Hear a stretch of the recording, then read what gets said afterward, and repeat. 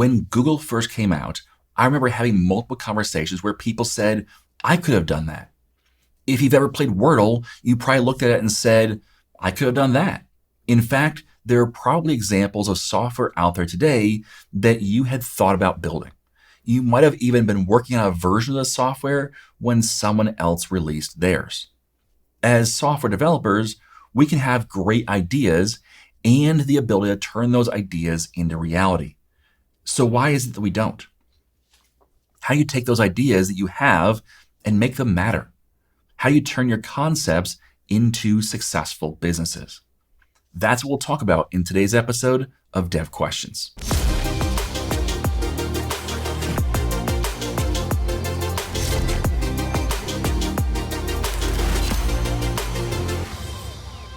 Software development is more than just writing code.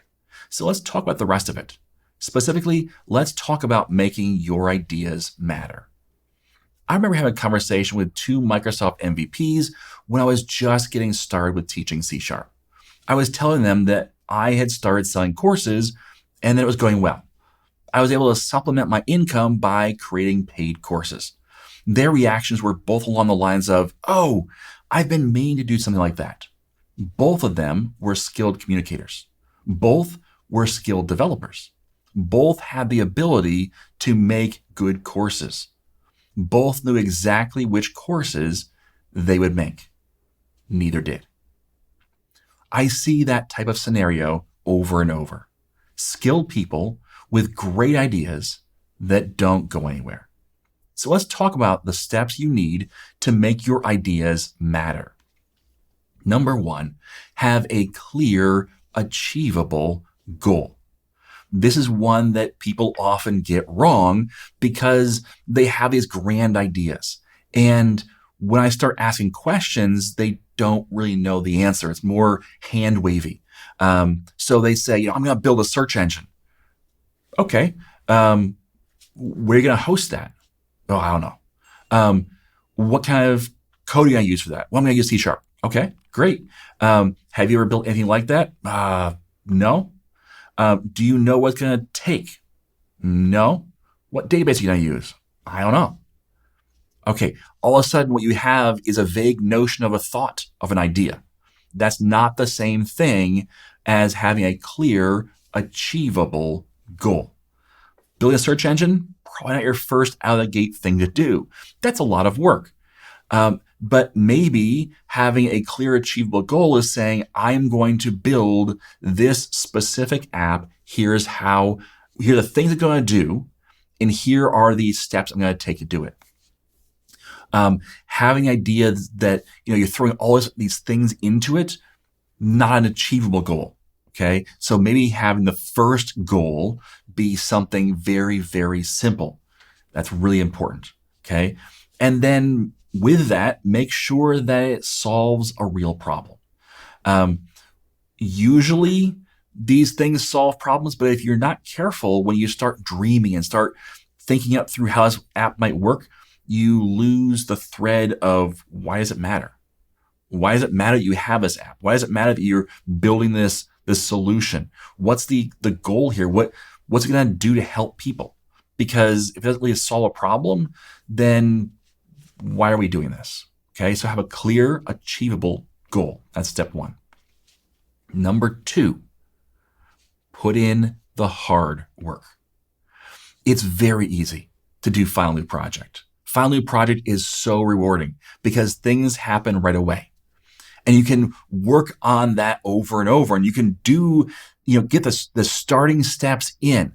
And this is why if you ever talk to people who are starting a business, you'll see that they have business cards, they have pens with their names on them, they have maybe even shirts or golf shirts with their name on them. They have the domain name, they have all these things around the business, but that's the easy stuff, right? That's the stuff that is quick to do, and you can, as a result, have something in hand. But it's not really the business, right? It's the easy work, not the hard work. With software development, the hard work isn't File New Project. It's getting through to the end goal. It's putting in authentication. It's making sure you check all your edge cases. It's making sure that you have a complete process in place and you have the logging in. You have all these things in place that sometimes that last 5% is the longest 5%. Well, that's the hard work.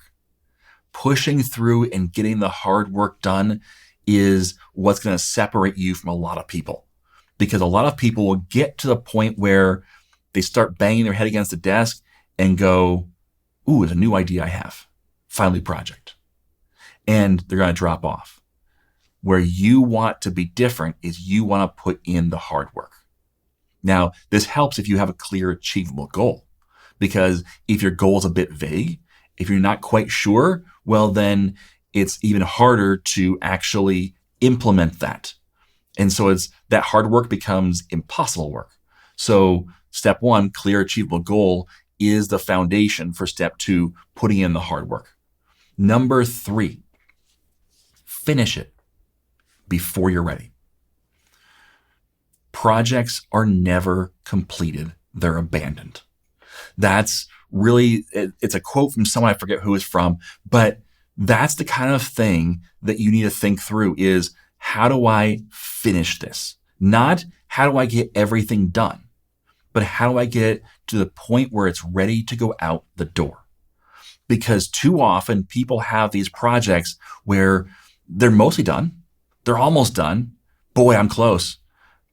And either they stop putting the hard work or they just aren't ready to say it's finished. They aren't ready to put it in front of people and say, here, try it.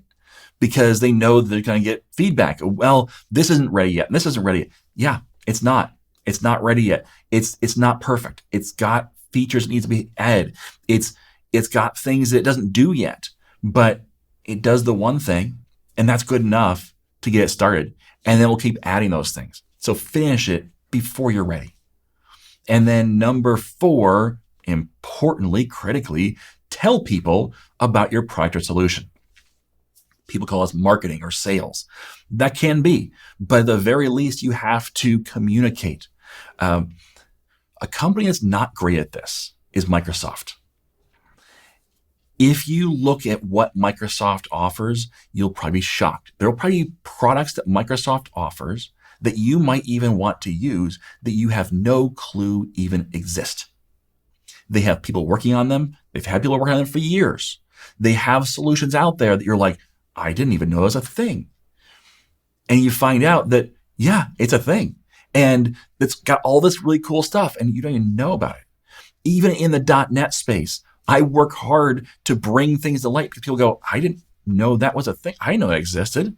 Right. You didn't, because even though it exists, even though there has been communication about it, there's not been enough.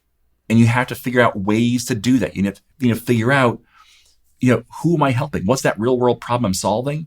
And then how do I get in front of those people, the people who have that problem? So that's step four. Now, it's important to do, and it's important to spend a lot of time in step four telling people. But it's critical that you can't tell people about your product or solution if you don't have it.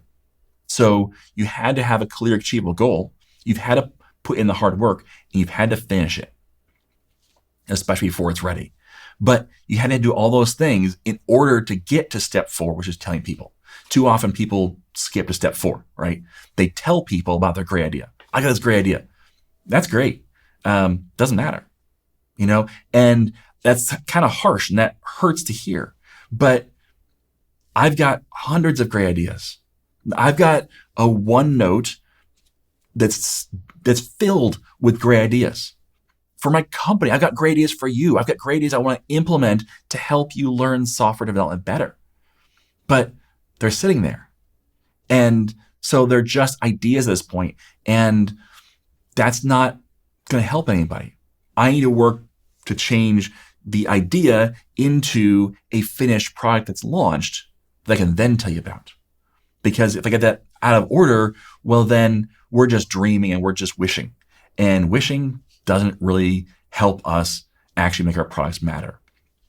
So doing these 4 steps isn't going to guarantee success. I didn't say if you do these 4 steps, your product will matter, that people will love it and it will be a success. But not doing any one of those 4 steps almost certainly guarantees failure. So I can't guarantee success. I can't guarantee the public will love it. I can't guarantee it will be the next, billion-dollar idea. But I can almost certainly guarantee that if you don't do these 4 steps, that your product's going to be a failure. So you can take almost certain guaranteed failure and change it into has a chance for success by doing those 4 steps. So turning your idea into something that works puts you into a very small group of people. Just getting to the it's launched, not even step 4 of telling people, just getting into the it's launched puts you in a very small group of people. Like I said, I have fellow MVPs that say, oh, I'd love to create a course. Great. Have you? Well, no, you could have. And quite frankly, there's a lot of people out there that are better communicators than I am, that are smarter than I am, that know more about software development than I do, that haven't. It's putting you into a very small group of people when you actually complete, when you actually finish something, deploy something. Most people get stopped at the idea stage. Then the next group of people get stopped at the hard work stage. The next group gets stopped at the, it's not quite finished stage. Okay? By turning your ideas into a working product, you give it the only possible chance it will ever have to succeed. Make your ideas matter by actually building and launching them. Thanks for listening. And as always, I am Tim Corey.